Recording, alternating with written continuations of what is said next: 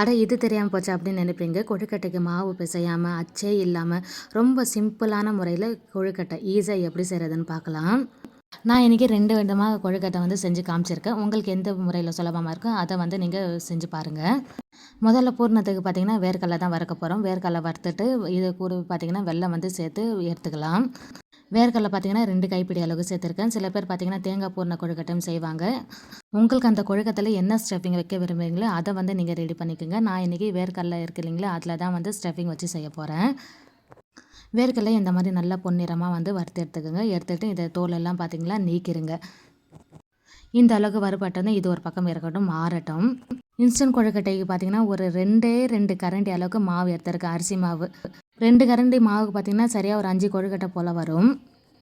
இதில் பார்த்திங்கன்னா உப்பு சேர்த்துக்கலாம். உப்பு பார்த்திங்கன்னா ஒரு பிஞ்ச் அளவு தான் நான் சேர்த்துருக்கேன். உங்களுக்கு எந்த அளவுக்கு உப்பு தேவையோ அந்த அளவுக்கு பார்த்திங்கன்னா உப்பு சேர்த்துக்குங்க. உப்பு சேர்த்துட்டு தண்ணி சேர்த்து நல்லா கலந்து விட்டுக்குங்க.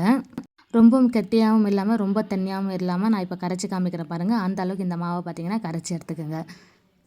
கரைச்சிட்டு மாவு கரண்டியில் எடுத்து ஊற்றி பார்க்கும்போது பார்த்திங்கன்னா கொஞ்சம் ட்ராப்பாக விழுற மாதிரி இருக்கணும். அந்த அளவுக்கு மாவு இருந்துச்சுன்னா கரெக்டான லெவலில் நீங்கள் மாவு கரைச்சிருக்கீங்க அர்த்தம். பாருங்கள் இந்த அளவுக்கு இந்த மாதிரி தான் விழணும் மாவு.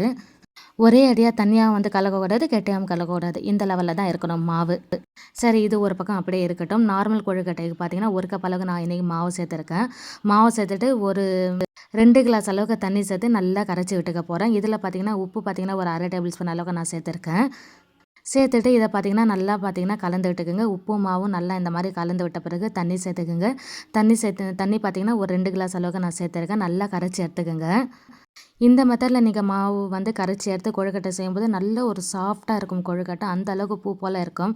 கண்டிப்பாக செஞ்சு பாருங்கள். இது வரைக்கும் நம்ம சேனலை சப்ஸ்கிரைப் பண்ணாமல் இருந்தீங்கன்னா சப்ஸ்கிரைப் பண்ணிக்கோங்க. கூட இருக்க பெல் சிம்பிள் கிளிக் பண்ணிட்டு ஆல் ஆப்ஷனும் கிளிக் பண்ணிக்கோங்க. அப்போ தான் நான் போடுற ஒவ்வொரு வீடியோ உங்களுக்கு நோட்டிஃபிகேஷனில் வரும்.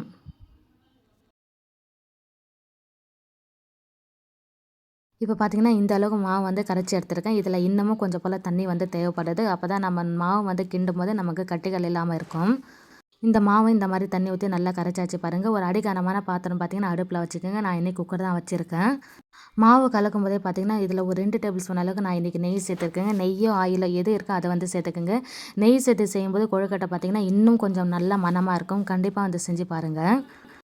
இப்போ நான் இதில் சரியாக ஒரு 2 டேபிள் ஸ்பூன் அளவுக்கு நான் நெய் சேர்த்துருக்கேன். நெய் சேர்த்துட்டு மாவை பார்த்திங்கன்னா கிண்டி விட்டுனே இருங்க, கட்டிகள் இல்லாமல். ஆல்ரெடி மாவு பார்த்திங்கன்னா நல்லா தண்ணியாக தான் நம்ம கரைச்சி ஊற்றிருக்கோம். கண்டிப்பாக கட்டிகள் ஆகவே ஆகாது. இந்த மாதிரி கலந்துனே இருக்கும்போது சரியாக ஒரு 5 நிமிஷத்துல மாவு பார்த்திங்கன்னா நல்லா உருண்டை வரும். அந்த நேரத்தில் மாவு பார்த்திங்கன்னா இன்னொரு பாத்திரத்தில் மாற்றிக்கலாம். பாருங்கள், கொஞ்சம் கூட ஒட்டாமல் அப்படியே வருது பாருங்கள். இதுதான் கரெக்டான லெவல் கொழுக்கட்டை செய்கிறதுக்கு மாவு. இந்த ப்ராசஸ் கொஞ்சம் நீளம் தான். இந்த ப்ராசஸ் பார்த்திங்கன்னா கொஞ்சம் நீளம் தான். இருந்தாலும் பார்த்திங்கன்னா இதை நெய் சேர்த்துருக்கனால இதோட டேஸ்ட்டு அட்டகாசமாக இருக்கும். எப்போவுமே இன்ஸ்டண்ட்டாக செய்கிற கொழுக்கட்டை வேறு தான், நம்ம நார்மலாக ப்ராப்பராக செய்கிற கொழுக்கட்டையோட டேஸ்ட்டு வேறு மாதிரி தான் இருக்கும். இப்போ எமர்ஜென்சிக்கு ஒரு கொழுக்கட்டை 2 கொழுக்கட்டை செய்கிறோம், இல்லை சாப்பிடணும் போல் ஆசையாக இருக்குன்னு நீங்கள் இன்ஸ்டண்ட்டாக செஞ்சுக்கலாம். இப்போ கையை வச்சு தொட்டு பாருங்கள், மாவு பார்த்திங்கன்னா கொஞ்சம் கூட ஒட்டலை, கையில் ஒட்டாமல் இருக்க பாருங்கள். இதை அப்படியே பார்த்திங்கன்னா இன்னொரு பாத்திரத்தில் பார்த்திங்கன்னா மாற்றிக்குங்க. நல்லா ஆறட்டும் மாவு. அதன் பிறகு நம்ம கொழுக்கட்டை செய்கிறதுக்கு ஆரம்பிக்கலாம். இப்போ நான் இது பார்த்திங்கன்னா ஒரு பாத்திரத்தில் மாற்றிக்க போகிறேன். மாற்றிட்டு ஆற விட போகிறேன். அதற்கு பிறகு இது பூரணத்துக்கு ரெடி பண்ண போகிறேன். இந்த மாவு பார்த்திங்கன்னா நல்லாவே ஆறட்டும். பூரணத்துக்கு பார்த்திங்கன்னா வேர்க்கடலை நம்ம வறுத்து வச்சுருக்கோம் இல்லைங்களா, அந்த வேர்க்கடலையை பார்த்திங்கன்னா நல்லா தோலெலாம் நீக்கிடுங்க.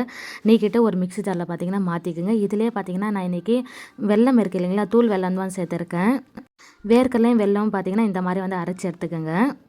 இந்த பூர்ணம் ரெடி பண்ணி நீங்கள் ஃப்ரிட்ஜ்லேயும் வைக்கலாம். தேவைப்படும் போது பார்த்திங்கன்னா இன்ஸ்டன்ட் கொழுக்கட்டைக்கு டக்குன்னு யூஸ் பண்ணிக்கலாம். தேங்காய் சேர்க்கும்போது மட்டும்தான் இந்த பூர்ணம் பார்த்திங்கன்னா வைக்க முடியாது. இந்த மாதிரி செய்யும்போது எவ்வளோ நாள் வேணாலும் ஃப்ரிட்ஜில் ஸ்டோர் பண்ணிக்கலாம். ஃபஸ்ட்டு இன்ஸ்டன்ட் கொழுக்கட்டைக்கு பார்த்திங்கன்னா இந்த மாதிரி ஒரு பாத்திரம் ஒன்று எடுத்துக்கோங்க. இதில் பார்த்திங்கன்னா ஒரு சொம்பு அளவுக்கு நான் தண்ணி சேர்த்துருக்கேன். இந்த மாதிரி ஒரு காட்டன் துணியும் எடுத்துக்கோங்க. அப்படி இல்லைன்னா இட்லி துணி பாத்திரத்தில் துணி யூஸ் பண்ணுவீங்களா, அந்த துணி கூட எடுத்துக்கோங்க. எடுத்துகிட்டு இந்த பாத்திரத்து மேலே பார்த்திங்கன்னா சரியாக ஒரு நூல் வச்சு இப்போ இதை கட்டிக்குங்க. கட்டும்போது பார்த்திங்கன்னா நல்லா ஒரு டைட்டாக கட்டிக்குங்க. நீங்கள் எந்த அளவுக்கு டைட்டாக கட்டுறீங்களோ அந்த அளவுக்கு நம்ம இன்ஸ்டன்ட் கொழுக்கட்டை நம்ம இதில் மாவு வச்சு தேய்க்கும் போது குழி விடாமல் இருக்கும். அதனால் பார்த்திங்கன்னா இந்த முடிஞ்ச அளவுக்கு இந்த நூலை வச்சு இருக்கா கட்டிக்குங்க. தண்ணி பார்த்திங்கன்னா இதில் பார்த்திங்கன்னா ஒரு சொம்பு அளவுக்கு தான் நான் தண்ணி சேர்த்துருக்கேன். இதிலே பார்த்திங்கன்னா ஒரு 5 கொழுக்கட்டையே செஞ்சிடலாம். சப்போஸ் நீங்கள் அதிகமாக செய்யும்போது தண்ணி இது மேலே பார்த்திங்கன்னா ஊற்றி விடலாம். இப்போ இதை ரெடி பண்ணியாச்சு. எக்ஸஸாக இருக்கிற துணியெல்லாம் இருக்குது இல்லைங்களா, இதை கட் பண்ணி எடுத்துக்கோங்க. இதுக்கு மேலேயும் பார்த்திங்கன்னா இந்த மாதிரி ஒரு சின்னதாக ஒரு காட்டன் துணி வந்து தேவைப்படும் நம்ம கொழுக்கட்டை மாவுக்கு வந்து தேய்ச்சி எடுக்கிறதுக்காக. இதை பார்த்திங்கன்னா அடுப்பு மேலே வச்சுடுங்க. வச்சுட்டு பார்த்திங்கன்னா இந்த தண்ணி பார்த்திங்கன்னா நல்லா கொதி வரும்.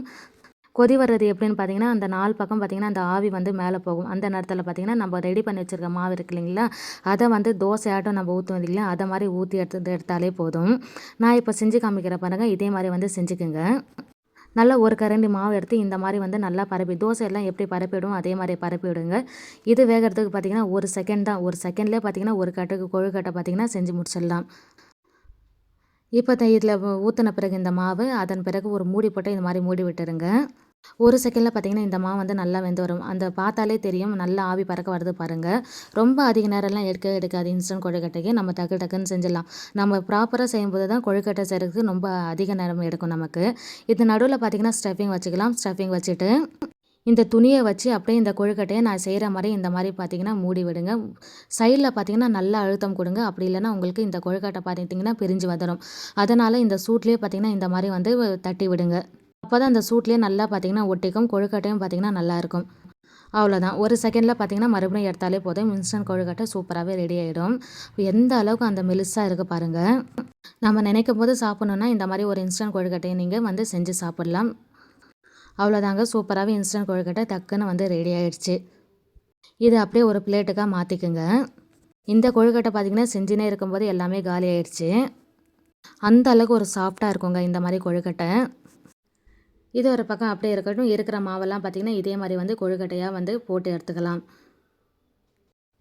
மறுபடியும் பார்த்திங்கன்னா இதே ப்ராசஸ் தான். இருக்கிற மாவை எடுத்து இந்த மாதிரி தோசை எதுவும் தேய்ச்சி விட்டு டக்கு டக்குன்னு வந்து போட்டு எடுக்க வேண்டியது தான். நம்மளுடைய இன்ஸ்டன்ட் கொழுக்கட்டை டக்குன்னு சூப்பராக ஒரே செகண்ட்லேயே பார்த்திங்கன்னா ரெடியாகி எடுத்துக்கலாம்.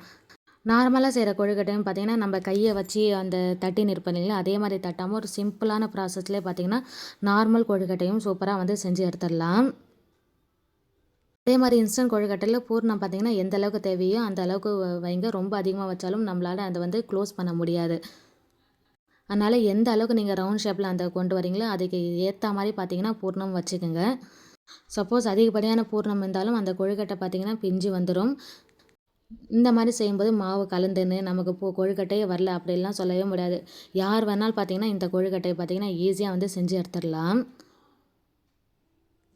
கண்டிப்பாக இந்த ரெசிபியை நீங்களும் வந்து வீட்டில் செஞ்சு பாருங்கள். செஞ்சு பார்த்துட்டு எப்படி வந்திருக்குன்னு சொல்லி கமெண்ட் செக்ஷனில் கமெண்ட் பண்ணுங்கள்.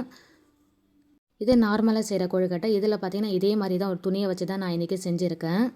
இந்த மாதிரி துணியை வச்சு வந்து தட்டி எடுக்கும்போது பார்த்திங்கன்னா கையில் வந்து ஒட்ட செய்யாது. நல்லா மெலிசாகவும் வரும் பார்க்குறதுக்கு. இதை வந்து மூடுறதுக்கும் பார்த்திங்கன்னா ரொம்ப ரொம்ப சுலபமாக இருக்கும். இந்த துணியை வச்சு எப்படியும் வந்து மூடி எடுக்க வேண்டியது தான். கொஞ்சம் சுலபமாக இருக்கும். எனக்கு கையில் செய்கிறத விட இந்த மாதிரி செய்யும்போது கொஞ்சம் ஈஸியாக இருக்குது செய்கிறதுக்கு. டக்கு டக்குன்னு செய்கிற மாதிரி இருந்தது. கண்டிப்பாக இந்த டிப்ஸும் வந்து ஃபாலோ பண்ணி பாருங்கள். இன்ஸ்டன்ட் கொழுக்கட்டையும் ரெடி ஆகிடுச்சு. நார்மலாக செய்கிற கொழுக்கட்டையும் சூப்பராக ரெடி ஆகிடுச்சு பாருங்கள். வீடியோ பிடிச்சிருந்தா லைக் ஒன்று கொடுத்துருங்க.